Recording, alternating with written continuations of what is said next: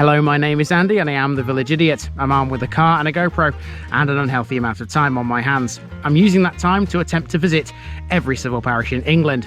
You're watching the Leeds series. The City of Leeds is one of the 5 metropolitan boroughs of West Yorkshire. 38 civil parishes lie within its boundaries. Which slice of the city are we seeing today?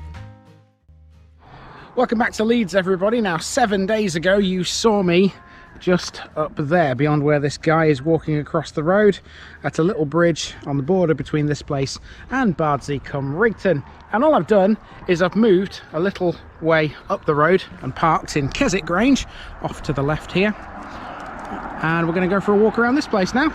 This is East Keswick.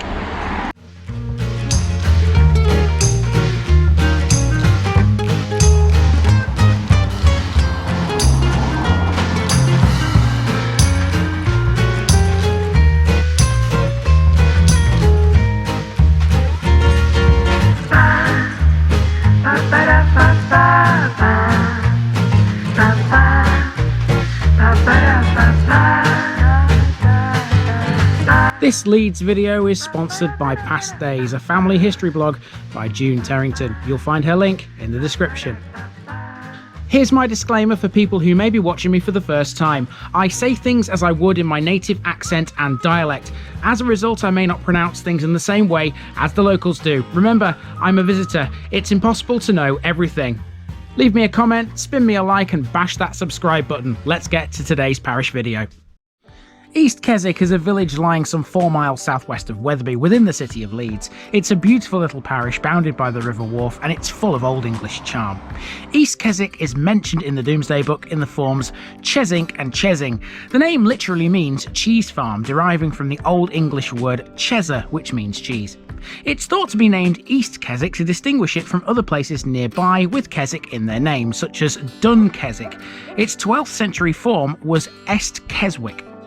The village is a conservation area surrounded by farmland. Its history has been chronicled in a Millennium Book, and it enjoys its own wildlife trust, which manages large tracts of local land. Lying just north of Bardsey, it's pretty easy from here to access the major road networks in and around Leeds, thanks to the proximity of the A58 between Leeds and Wetherby. On Valentine's Day in 2003, Prince Charles spent some 2 hours visiting the village and meeting some of its residents. His deputy private secretary would write the following about it afterwards. It's a remarkable village in every way. The community spirit and sense of identity and belonging impressed the prince beyond measure. Well, I suppose if it's got royal approval, it must be good. Let's go and see if it is, shall we?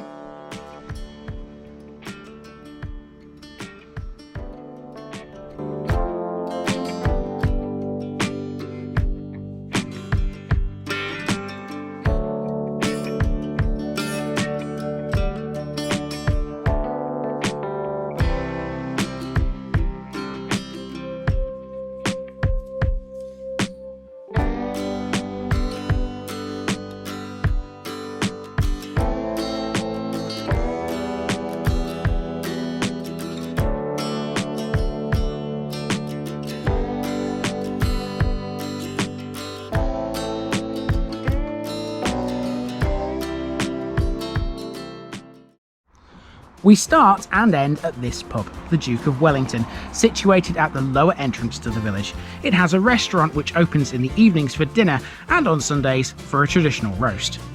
You can get to East Keswick by bus and it will drop you right outside this pub. The 923 and the X99 are your bus numbers here, the latter of which will take you to Wetherby. Also here we find Keswick Marsh. This is a small nature reserve which was in private ownership until the 1980s. That's when it was bought by the construction company who built Keswick Grange. As part of the planning agreement, this area, subject to flooding from Keswick Beck, was bequeathed to the parish council and transformed into a wetland community featuring many plants and animals. Much like Bardsey, East Keswick is hilly in places, but it's not as steep, thankfully, which is helpful. Anyway, we've reached the top of Church Drive, and here we have the church in question. This is St Mary Magdalene, which is open by the looks of it because there's some cleaners. There are two places of worship in the village. First up is this Anglican church, which dates from 1857. Before this was built, East Keswick's residents attended church in nearby Harewood. There are tracks leading across the moor to the west, which would have been used for that very purpose, as well as for visiting medieval markets and the other entertainments within Harewood itself. Down the side of the church there's a footpath which takes you past a play area.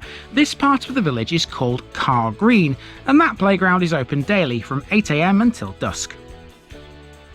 Also on Carr Green there's the local tennis courts. More than 100 villagers and many complete families are members here. Club nights are held every Monday from May to September. I'm liking this area of the village. It's sheltered away from the sun because it's under the shade of these trees. You've got the very quiet area to the right, which is the cemetery. You've got the church just there, the playground here, the tennis courts here. You feel like you're in a little oasis, and it's nice, it's calm, it's peaceful. It's beautiful too.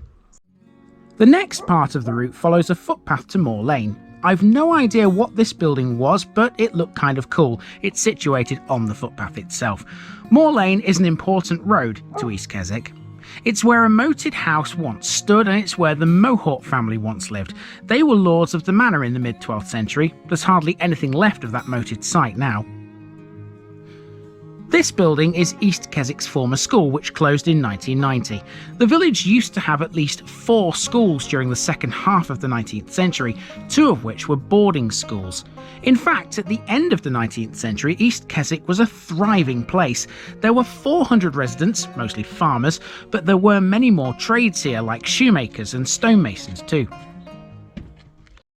Okay, this next part of the route sees us turn left along Whitegate, and this will take us, excuse the noisy forklift truck or whatever that is just come past me, this will take us to the very top of the route. Now there are 2 things up here of interest, one on either side of the road. Let's go and find those next. The first of these would be pretty easy to miss if you didn't know about it. This is the site of the old primitive Methodist meeting house. Its date stone has been preserved in this wall. The other landmark is the War Memorial. East Keswick suffered quite heavy losses in the wars. 1 in 7 of its residents, a huge proportion, were lost to war. Now we've turned around and come back down the hill. We're on Main Street again, and we're outside the old vicarage. That's the property opposite us here. If there is a village centre, this is it. Believe it or not, this area is known to the locals as City Square, where Main Street meets Moor Lane. There's a book exchange here too, you know. So right next to the book exchange, we've got an example of one of the events that goes on in this place. On Tuesday the 23rd of August, there was a teddy bears picnic and treasure hunt at the East Keswick Methodist Church. Sounds like fun? In September 2001, East Keswick was awarded the title of Best Village in the North of England in the regional finals of a nationwide competition sponsored by Cala and the Daily Telegraph. 5 years later, in the Best of the Best competition, the village was the Northern Regional winner. No wonder Prince Charles was so impressed. That sign can be found on the wall at the Old Forge. That fingerpost sign, by the way, was restored in 2004. A little further and we hit a parish notice board. Mark off East Keswick, everybody. We're now down to 6 in Leeds. Next to this we have a big board, and this tells us all sorts of things. It tells us about some walking trails you can follow and some landmarks along them, like for example a curious boundary stone. There's a couple of interesting things on this board. One of them is a boundary stone. Here we go, here's the stone. It says, when the course of Keswick Beck was altered in 1786, this unusual stone marker was erected to show the boundary with neighbouring Bardsey. Note how the stonemason had trouble making the words fit. You can see here it says the old water, I'm assuming that's supposed to be course, 1786 underneath it. And you can find that out here on a bridleway, which is not on our route, it's right down here. But yeah, that saved me finding a picture of that for the picture bit because it's here on this board. Now from here, my route will take me along this road here to the village hall, number 1, and then back down School Lane, and then from there it's simple enough straight walking down to the pub where I began, and that's the route effectively.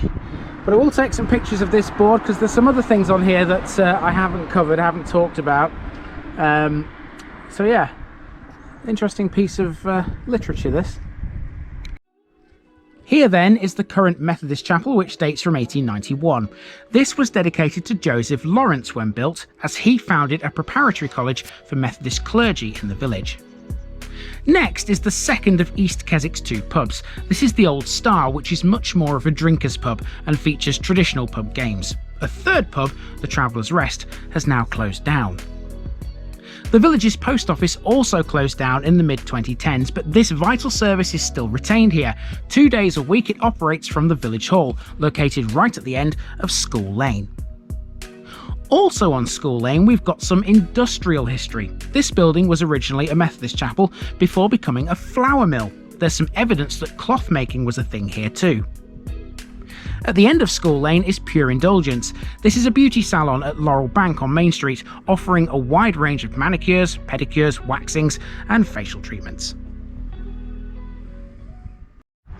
On the other side of the road from that we've got R.P. Setchfield, traditional family butchers. And apparently they have famous homemade pies. I'm not about to try one because I'm trying to lose weight. But yeah, if you like pies, come and try these guys out. And we're back to the Duke of Wellington, where we began about an hour and a quarter ago. Nice village, East Keswick. I've enjoyed walking around this one actually. This one was easier to do, much easier to do than Bardsey was. Like I said earlier, it is still hilly, but the hills here are certainly less pronounced than those in Bardsey. And my legs aren't feeling it as much this time. Now to finish this one off, I'm going to drive up Crabtree Lane and then out towards the next village along a long straight road which takes us towards the place in question. Before I do that, you guys need today's picture bit.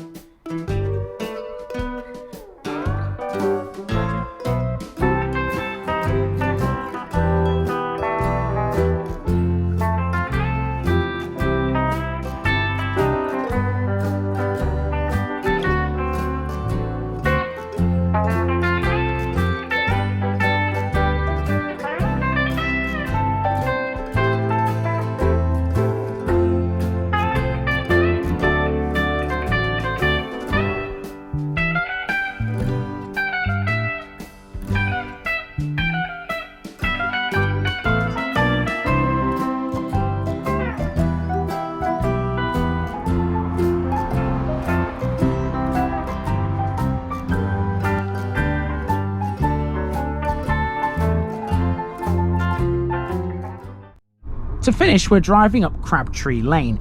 Keep your eyes on the right of the screen. There's a row of trees along here which were planted to commemorate East Keswick's fallen in World War I. They're lime trees, and there's one for every fatality. There are 16 in total according to the information board we met earlier. It's a nice touch.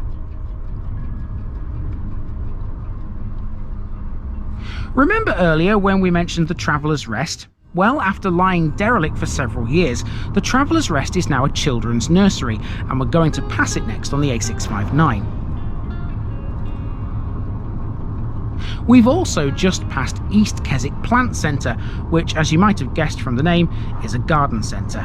And that's really that, folks. Off we go then along the A659 towards our first landmark in the next episode. I've been Andy, also known as the Village Idiot, and this has been the beautiful, delightful parish of East Keswick. And I'm out.